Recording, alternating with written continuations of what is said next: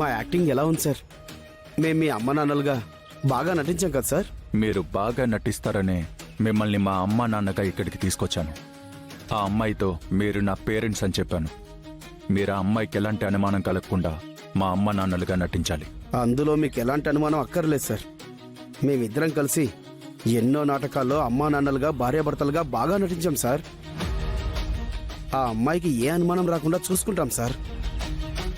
అవును సార్, మేం సినిమాలో కూడా చిన్న చిన్న వేషాలు వేశాం. ఆ అమ్మాయికి మా మీద ఏ అనుమానం రాదు. ఆ అమ్మాయితో నాకు ముఖ్యమైన పనుంది. ఆ పని అయ్యే వరకు తను ఇక్కడే ఉంటుంది. మీరే దగ్గరుండి తన అవసరాలు చూసుకోవాలి. మీరొక రకంగా తనకి సెక్యూరిటీ. ఆ అమ్మాయి ఈ ఇంటి నుంచి పారిపోకుండా చూసుకోవాలి. మీకు కావాల్సినంత డబ్బు నేనిస్తాను. మీరు మాత్రం నా ప్లాన్ చెడగొట్టకుండా బాగా యాక్ట్ చేయండి. అలాగే సార్. ముందు ముందు మీరే చూస్తారుగా మా యాక్టింగ్. ఆ అమ్మాయికి ఎలాంటి అనుమానం రాకుండా మేం నమ్మిస్తాం సార్. మీరు ఆ విషయంలో ఏం కంగారు పడకండి. సరే, జాగ్రత్తగా ఉండండి. సరే సార్.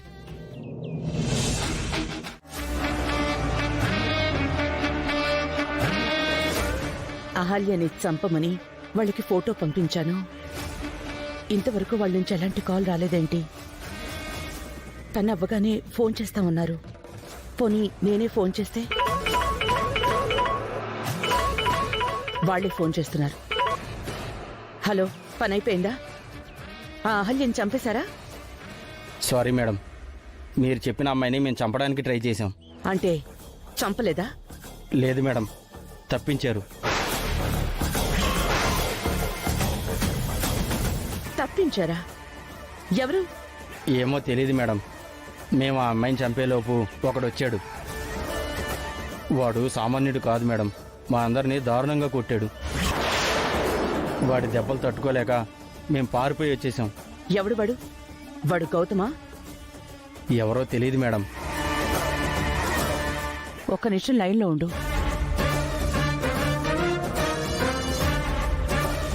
వీడేనేమో చూసి చెప్పండి.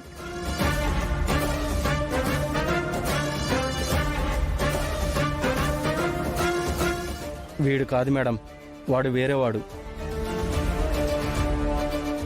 అహల్యని రిస్క్ చేసి కాపాడాల్సిన అవసరం ఎవరికుంది? వాడెవడై ఉంటాడు? ఎందుకు కాపాడాడు? సారీ మేడం, మీరు చెప్పిన పని మేము చేయలేకపోయాం. ఆ అమ్మాయి ఎక్కడా? తెలియదు మేడం, మేము పారిపోయి వచ్చేసాం. బహుశా తను కాపాడిన వాడితోనే వెళ్ళుండొచ్చు, లేదా ఇంకెటైనా వెళ్ళుండొచ్చు. మీరొక పని చేయండి. మీ హాస్పిటల్ ట్రీట్మెంట్ కోసం నేను డబ్బులు పంపిస్తాను. ట్రీట్మెంట్ చేసుకుని దాన్ని వెతకండి. అది ఎక్కడ కనిపించినా సరే దాన్ని చంపేసి నాకు ఫోన్ చేయండి. దాన్ని అస్సలు వదలద్దు. అది ఏ ఇంట్లో ఉందో వెతకండి. అలాగే మేడం, మేము ట్రై చేస్తాం.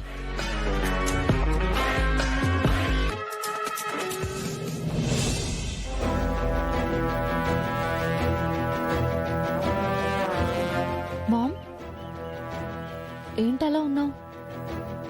అహల్య మిస్ అయింది బేబీ. మిస్ అవ్వడం ఏంటి మామ్? అహల్యని చంపమని నేను కొంతమంది రౌడీల్ని పంపించాను కదా.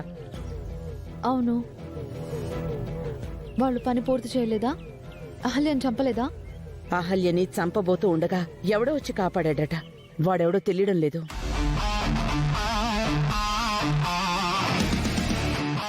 దానికి ఇంకా ఎక్కడో అదృష్టం ఉంది మామ్, అందుకే ఇంకా ప్రాణాలతో ఉంది.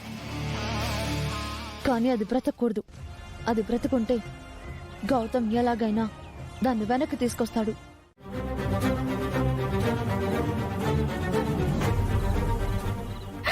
నేను లేనని బాబు ఆకలితో ఏడుస్తూ ఉంటాడు. నేను దూరం అయ్యానని గౌతమ్ గారు కూడా బాధపడుతూ ఉంటారు. ఏడుస్తున్న బిడ్డని ఆయన ఎలా సముదాయిస్తున్నారో ఏంటో. అది పుణ్యమా అని అప్పుడు ఆయిషా లాగా వెళ్ళి పొద్దున్నెప్పుడో బిడ్డకి పాలిచ్చాను. ఇప్పుడు మళ్ళీ బాబు పాల కోసం ఏడుస్తూ ఉంటాడు. వాడి ఆకలి ఎవరు తీరుస్తారు? వాడిని ఎవరు పడుకోబెడతారు? నేనెవ్వరికీ చెప్పకుండా ఇంట్లోంచి వెళ్ళిపోయానని గౌతమ్ గారిని నా ముందే అందరూ అనరాని మాటలు అన్నారు. ఇంకా ఎన్ని మాటలు అంటున్నారు. గౌతమ్ గారు ఇంకెంత బాధపడుతున్నారు. నా బిడ్డ ఇంకెంత బాధపడుతున్నాడో.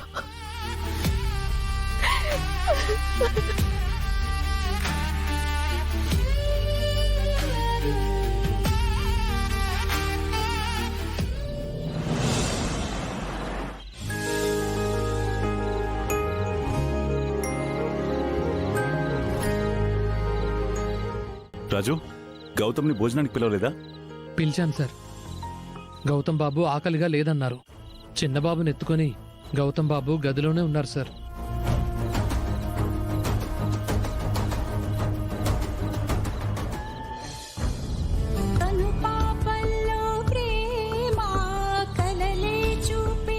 ఇలా చాలాసార్లు నేను బయటికి వెళ్ళినప్పుడు మీరు నన్ను వెనక్కి తీసుకొచ్చారు. కానీ ఈసారి అలాంటి ప్రయత్నం చేయకండి.